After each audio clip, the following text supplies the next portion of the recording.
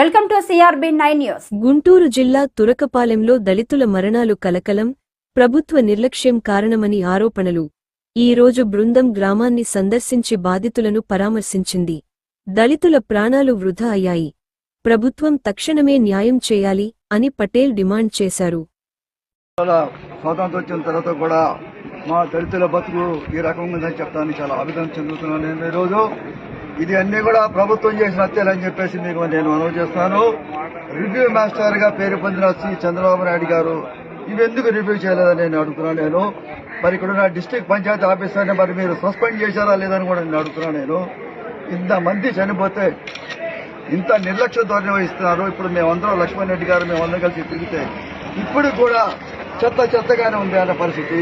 ఈ రోజు ఒక నీటిలో పురుగులు వస్తున్నాయి, వాటర్ వస్తుంది, ఆయిల్ వస్తుంది అంటే మేము మనుషులుగా మీకు కనపడతాం లేదని చెప్పి నేను అడుగుతున్నాను.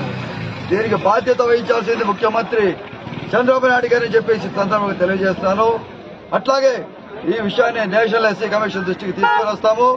అట్లాగే హ్యూమన్ రైట్స్ కమిషన్ దృష్టికి కూడా తీసుకొచ్చి అదే విధంగా కాకుండా ఈ రాష్ట్రంలో ఉన్న ప్రతి దళిత వాడని తిరుగుతాము. దాదాపు అన్ని పరిస్థితులు వాడల పరిస్థితి ఈ రకంగానే ఉన్నాయి. కాబట్టి వీటి మీద అంతర్జాతీయ వేదిక మీద ఈ ప్రభుత్వాలు చేస్తున్న కుట్రను కూడా మేము వెలుగుతామని చెప్పేసి తెలియజేస్తుంది.